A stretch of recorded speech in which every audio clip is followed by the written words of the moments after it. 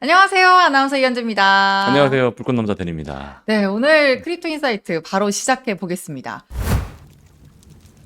자, 오늘은 서클입니다. 대니님, 제가 오늘 제목을 서클은 영원한 2인자 네. 이렇게 붙여봤는데 어떠세요? 서클 원래 되게 시청도 작았고 또 USDC도 공급량도 좀 안 좋았었는데 예전보다 좀 많이 올라와서 이제 1인자도 노릴만 하죠. 노릴만하다. 그렇죠. 좋습니다. 근데 제가 보는 이 포인트는 사실 서클이 뭐 1등이냐 2등이냐 뭐 그거보다는 기관들은 왜 USDC를 보고 있느냐에 있습니다. 이게 무슨 소리야 하신다면 오늘 컨텐츠 집중해 주시면 되겠습니다. 본격적으로 들어가기에 앞서서 오늘도 용어 정리를 좀 먼저 해볼게요. 서클이 그래서 뭐냐부터 시작해봐야죠. 서클을 제일 간단하게 정의해보자면 USDC를 발행하는 회사라고 설명을 드릴 수 있겠습니다. 일단 서클은 회사고요. USDC는 그 회사가 만든 달러예요. 그리고 CRCL은 서클 주식의 티커입니다. 이 세 개를 잘 구분해 주시면 좋아요. USDC를 산다는 건 코인을 보유하게 되는 거고 서클을 산다는 건 회사 주식을 사게 되는 거예요. 그래서 서클과 USDC는 또 완전히 다른 개념이라는 거 기억해 주시면 되겠습니다. USDC 이야기 좀 더 풀어볼게요. USDC를 디지털 달러라고 앞서 말씀을 드렸었는데 사실 코인 투자하시는 분들은 다 아시는 스테이블 코인이죠. 그리고 1달러와 동일한 가치를 갖는 코인입니다. 어디에 쓰이는지도 한번 짚어볼게요. 제가 슬라이드에 4개로 리스트업을 해놨는데 용도별로 묶어서 설명을 드려보겠습니다. 첫 번째는 거래소 안팎 자금 이동입니다. 비트코인을 팔았는데 바로 은행 계좌로 빼지 않고 USDC로 잠깐 들고 있는 시기인 거예요. 가격 변동이 큰 코인에서 빠져나와서 상대적으로 안정적인 달러형 자산으로 대기를 하는 거죠. 두 번째는 송금과 결제, 그리고 기관 자금 운용, 이렇게 4번과 같이 볼게요. USDC는 블록체인 위에서 움직이기 때문에 해외 송금이나 기관끼리 돈을 맞추는 정산에도 활용될 수 있습니다. 여기서 정산이라는 건 거래가 끝난 뒤에 실제 돈을 주고받아서 장부를 맞추는 과정입니다. 세 번째는 디파이 담보입니다. 디파이는 쉽게 말하면 은행이나 증권사 없이 블록체인 앱 안에서 돈을 빌리고 맡기고 또 거래하는 금융 서비스인데 이런 디파이에서는 가격이 심하게 흔들리는 코인보다는 1달러 기준으로 움직이는 USDC가 담보나 기준 자산으로 쓰이기 좋겠죠. 자, 대니님, 지금 USDC의 활용 비중에 대한 이야기를 좀 해보고 싶어요. 네. 아무래도 실생활의 결제보다는 거래소 쪽 비중이 그쵸? 지금은 좀 더 높겠죠? USDC가 대표적으로 성장할 수 있었던 거는 네. 하이플리퀴드. 어. 하이플리퀴드에서는 USDC로만 전송을 해요. 하이퍼리퀴드 지금 상승세 좋지 않나요? 그쵸. 네. 이제 뭐 코인베이스랑 뭐 한다 그러고 미국에서 이제 가장 각광받고 있는 거래소기도 해서 결국 하이퍼리퀴드가 커진다라는 거는 USDC의 성장 속도도 가팔라진다라고 볼 수 있겠죠.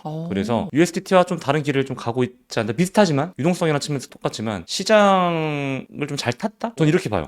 사실 하이퍼리퀴드가 누가 이렇게 폭발할 줄 알았겠고 네. 저희 하이퍼리퀴드 컨텐츠 했잖아요. 네. 거기서 활용되는 테더가 USDC이고 사실 누가 클 줄 알았겠어요. 좀 운이 좋았다. 네. 또 있고 실력도 좋다. 네. 이 정도. 그러면 저희 하이퍼리퀴드 컨텐츠도 좀 참고해 주시면 좋겠습니다.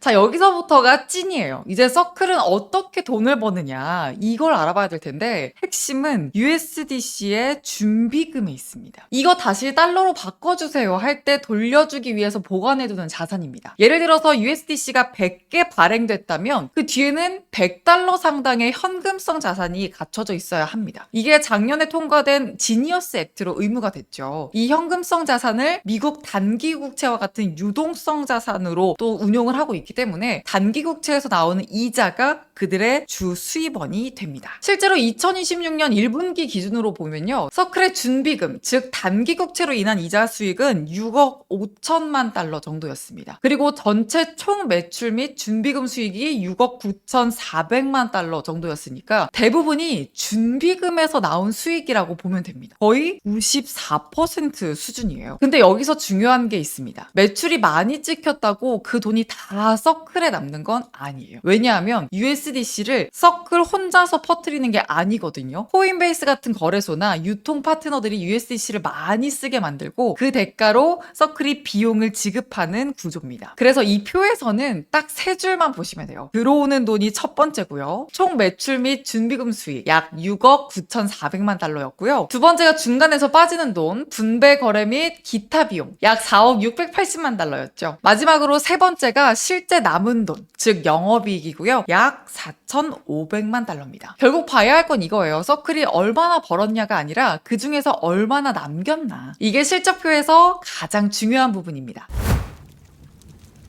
이제 미국 금리와의 관계입니다. 웬 미국 금리 싶으실 수 있는데요. 서클은 USDC 준비금에서 수익을 낸다 말씀을 드렸잖아요. 근데 이 준비금에서 나오는 수익률이 미국 단기금리 영향을 받는 겁니다. 그래서 금리가 높으면 같은 준비금에서도 더 많은 이자 수익이 나올 수 있고요. 금리가 내려가면 그 수익률도 낮아질 수 있습니다. 그래서 서클은 코인회사처럼 보이지만 실적 구조만 보면 금리 민감도가 높은 금융회사에 가깝다 이렇게 이야기 되기도 해요. 자, 그럼 여기서 질문이 하나 생깁니다. 서클이 준비금에서 이자를 번다면 USDC를 들고 있는 사람도 이자를 받을 수 있을까? 이게 바로 은행권이 예민하게 보는 지점이에요. 은행은 예금을 받아서 대출이나 자산운용으로 이자를 벌고 또 그중에 일부를 예금자에게 돌려주잖아요. 근데 USDC도 그냥 들고만 있어도 이자를 준다? 그러면 은행 입장에서는 이거 예금이랑 뭐가 다르지? 이렇게 되는 거죠. 그래서 다음에 다룰 두 법안이 너무나도 중요합니다. 미국의 지니어스 액트부터 보겠습니다. 지니어스 액트는 쉽게 말하면 미국이 스테이블 코인을 제도권 안에서 다루겠다라는 거죠. 여기서 중요하게 볼 건 스테이블 코인 발행사가 보유자에게 직접 이자나 수익률을 주는 건 금지했다는 겁니다. 서클이 USDC를 들고 있으면 이자를 주겠다고 직접 말할 수 없는 이유가 여기 있어요. 은행 예금과의 충돌 때문이죠. USDC가 결제용 자산을 넘어서 예금처럼 이자까지 주기 시작하면 은행권 입장에서는 예금이 빠져나갈 수 있다 이렇게 보는 거예요. 그래서 지니어스 액트는 일단 선을 그었습니다. USDC는 결제용 스테이블 코인으로 보되 발행사가 직접 이자를 주는 구조는 막겠다고요. 지니어스 액트가 직접 이자는 막았다면 클래리티 액트에서는 다음 질문이 나옵니다. 그럼 거래소나 제3자가 주는 보상은 가능하냐? 이제 이 리워드가 나오는데요. 현재 논의 방향은 가만히 보유한 잔에게 예금처럼 이자를 주는 건 제한하고 결제나 거래 같은 실제 활동에 따른 보상은 열어두는 쪽이죠. 근데 이 클래리티 액트는 워낙 뜨거운 이슈라 많이 다뤄드렸으니까 이쯤 하고 넘어갈게요. 대리님, 서클 입장에서는 이자 지급 막히는 걸 무조건적인 악재로 봐야 하는 게 맞을까요? 왜냐면 제가 생각했을 때는 준비금 수익을 지킬 수 있다는 측면에서는 또 좋은 거 아닌가 이런 생각도 들거든요. 욕심이죠. 욕심이에요. 네, 욕심이에요. 결국 이게 예전에 ETF 승인될 때 한 발 누가 먼저 양보하고 이러다가 이제 큰 유동성을 만드는 건데 지금 욕심 부린 거고 네, 저는 문제 없다고 봅니다. 결국 서클이라는 기업이 성장하기 위해서는 방금 말씀하셨던 내용이 제일 중요하고 네. 그 근본이에요. 그 근간이고 그렇기 때문에 뭐 이자 지급? 네. 아쉽죠. 아쉬운데 이자 지급해준다 그러면은 아까 말씀하셨던 은행권에서 빠따들고 찾아올 수도 있어요. 저 악재라고 보지 않습니다. 좋습니다. 이제 서클의 주변 관계를 볼 건데요. 그냥 파트너 관계가 아니라 말 그대로 썸도 있고요. 쌈도 있습니다. 먼저 코인베이스예요. 일단 코인베이스는 미국의 대형 코인 거래소고요. USDC를 시장에 퍼뜨리는데 큰 역할을 했습니다. 서클과 코인베이스는 2018년에 USDC 운영을 같이 관리하던 조직인 센트리 컨소시엄이라는 공동구조로 USDC를 키웠고요. 2023년 이후에는 서클이 USDC 거버넌스, 그러니까 운영 결정권을 단독으로 맡게 됐고 그 과정에서 코인베이스는 서클 지분을 취득했습니다. 그래서 이 관계를 좀 좋게 보면 코인베이스는 USDC를 키워준 핵심 파트너입니다. 근데 서클 입장에서는 수익을 꽤 많이 나눠줘야 하는 파트너기도 하죠. 다음은 비자인데요. 이 비자는 USDC를 카드 결제 뒤쪽의 정산 수단으로 실험하고 있습니다. 소비자가 직접 USDC를 만지는 건 아니고 금융기관들끼리 돈을 맞추는 뒷단에서 USDC를 쓰는 구조입니다. 근데 이게 서클의 신뢰도 측면에서 굉장히 시사하는 바가 커요. USDC가 코인 거래소 안에서만 쓰이는 돈이 아니라 비자 같은 기존 결제망에서도 테스트되는 자산이라는 인상을 주기 때문입니다. 그래서 비자는 제도권 신뢰도를 보여주는 파트너로 볼 수 있습니다. 세 번째는 아크 인베스트입니다. 돈나무 언니로 불리는 캐시우드가 이끄는 아크는 혁신 성장주에 주로 투자하는 운용사예요. 근데 이 아크가 서클을 스테이블 코인 인프라 기업으로 보고 접근했습니다. 아크는 서클 IPO 첫날 약 450만 주, 약 3억 7,300만 달러어치의 서클 주식을 매수한 걸로 보도된 바 있어요. 다만 여기서 중요한 건 캐시우드가 샀다고 해서 무조건 정답은 아니라는 점입니다. 잘 맞을 때는 진짜 진짜 잘 맞는데 틀리는 경우도 있을 테니까요. 어쨌든 상장 초기에 수익을 많이 보고 최근에는 다시 매수했다는 소식이 들리기도 했어요. 그래서 아크는 서클에 대한 성장주 심리의 신호 정도로 보시면 좋겠습니다. 썸앤쌈 마지막으로 우리나라 투자자와의 관계도 볼게요. 한국 애탁결제원 보관금액 기준으로 한국 투자자들이 보유한 서클 주식 규모는 약 11억 6,390만 달러. 해외 주식 보관금액 순위로는 31위로 집계가 됐습니다. 이건 한국 투자자들도 서클을 스테이블코인 대표주로 꽤 진지하게 보고 있다는 의미로 볼 수 있어요. 미국 주식이고 또 크립토 테마이고 USDC 성장과 법안 이슈까지 붙어 있으니까 한국 투자자들이 좋아할 만한 요소가 많은 종목인 거죠. 자, 데니님. 네. 이렇게 한국 투자자들이 많이 들어와 있다는 거는 수급적으로 좀 긍정적으로 봐야 되는 걸까요? 아니면 단기 과열 신호로 봐야 되는 걸까요? 사실 서클 관심은 많은데 제 주위에는 네. 얘기만 하고 투자하는 사람이 별로 없더라고요. 여튼 그래서 결국 과열로 가려 그러면 암호화폐 시장이 성장해야 되거든요. 근데 지금 가격이 암호화폐가 좋지 않잖아요. 그러니까 이제 좀 적기 아닌가? 아, 오히려 적기다. 예, 차트 이따가 뭐 당연히 보겠지만 네. 저는 이제 적게라고 봐요. 그래서 오. 이따가 이제 차트 보면서 왜 적게라고 저는 보고 그리고 이 기업 가치를 왜 이렇게 보고 있는지 말씀하셨으니까 이제 좀 기술적으로 좀 얘기를 해보면 될 것 같습니다. 아, 좋습니다. 이따 기술적 분석에서 더 자세하게 다뤄보면 좋겠습니다.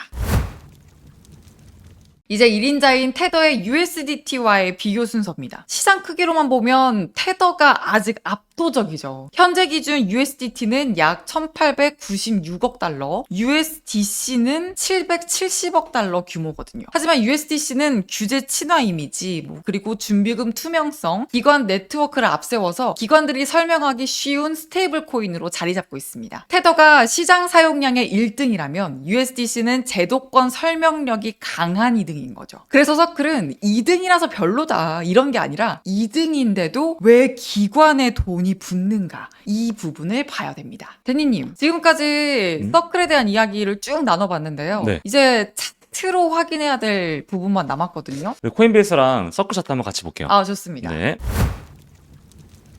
앞서 연재님이 서클에 관한 다양한 정보 얘기해 주셨는데 저희가 지금부터 시작할 차트 분석부터 해가지고 코인, 주식 등 다양하게 텔레그램 채널을 통해 올려드리고 있거든요. 고정 댓글을 확인하셔서 텔레그램 채널 들어오시면 도움 많이 되실 겁니다. 시작하겠습니다. 자, 코인베이스가 이제 주가가 440불까지 갔다가 지금 고점 대비해서 폭락을 거의 70% 했다가 지금 저점 대비해서 거의 40% 반등을 했죠. 자, 일단 우리가 지금 현재 그리고 매력적이냐 매력적이지 못하냐를 볼 때 항상 하락 채널을 항상 봐야 되는데 이렇게 볼 수 있을 것 같아요. 이렇게 합리적으로 본다면. 그리고 이 패러럴 채널의 미들라인을 돌파했죠. 지금 돌파했고 그리고 최근에 리테스트까지 했습니다. 그리고 이 전체 하락 파동의 단기 고점이 작년 7월 달이라고 가정을 해보고요. 그리고 단기 저점이 올해 2월 11일이라고 가정을 해보도록 하겠습니다. 이렇게 본다면 이 전체적인 하락 파동의 되돌림이 어디까지 지금 현재 나왔는지가 중요한데요. 이렇게 봤을 때 현재 0.236 레벨을 테스트하고 살짝 밀려있는 구간이에요. 그러면 이제 우리가 보통 이 진입가를 타겟할 때 가치가 훼손되지 않았다면 보통 이 추세 하단 부분까지 내려왔을 때가 좀 더 매력적이다라고 보통 얘기를 하거든요. 그렇기 때문에 저는 한 180불까지 오면 딱 좋을 것 같다. 180불부터 좀 하방 열어둬도 20%밖에 룸이 저는 안 열려있다고 봅니다. 하락하더라도. 그렇기 때문에 코인베이스 같은 경우는 180불부터 분할 매수하는 게 저는 좀 더 좋지 않을까라고 생각을 해보고요. 그리고 우리가 기본적으로 코인베이스의 주가를 볼 때 결국 기업 실적과 기업 밸류에이션을 많이 보는데 결국 미국의 이런 정책적인 부분에 상당히 민감하게 반응하잖아요. 그래서 클래리티 법안이라던가 이제 이런 중간선거를 앞두고 비트코인 100만개 추적한다는 그런 모멘텀도 있기 때문에 저는 지금부터 모아가야 된다고 생각을 하고요. 두 번째로는 이제 서클이죠. 서클은 저는 상대적으로 조금 더 좋게 봐요. 서클은 아무래도 이제 하이퍼리퀴드가 폭발적으로 성장을 하면서 USDC의 어떤 움직임을 좀 자극하고 있지 않나라는 생각을 해보고요. 결국에는 지금 이 추세가 저는 좀 돌아섰다라고 보고 코인베이스보다는 서클의 퍼포먼스가 조금 더 좋아 보인다는 생각을 해봅니다. 그래서 일단 뭐 결과론적으로 얘기를 해보면 사실 이 차트나 기술적으로 봤을 때 지금은 매수할 자리인데 라는 생각을 하고요. 그게 물론 기술적인 분석을 했었을 때 좋은 타겟을 잡을 수는 있겠지만 미국 정책에 따른 어떤 모멘텀으로 인해서 앞으로 큰 성장을 할 수 있는 종목이다라고 저는 생각을 하기 때문에 저는 지금부터 시장이 좀 안 좋아지더라도 하락에 대한 관점을 가져가더라도 크게 열어두지는 않기 때문에 이 두 개는 계속 꾸준히 매수하는 게 좋지 않을까 생각을 해봅니다. 좋습니다. 코인베이스와 서클 모두 다 하방을 열어두고 또 매수할 수 있는 기회의 적기다라고 말씀해 주셨거든요. 저희와 함께 팔로잉 하시면서 전략적인 부분도 꼭 챙겨보셨으면 좋겠습니다. 대님 오늘 이제 서클에 대해서 알아봤어요. 저희가 크립토 인사이트에서 아까 말씀하셨던 하이퍼리퀴드, 네네. 이더리움, XRP 그리고 지금 오늘 같은 경우에는 서클 그리고 코인베이스 차트까지 봐주셨는데 그렇죠. 일단 저희가 생각해야 될 게 하방을 열어두자. 아무래도 암호화폐 가격이 불안하니까. 불안하니까 한 줄 정리를 해달라고 말씀드리려고 했는데 그냥 이것도 사실 기다려? 도망쳐?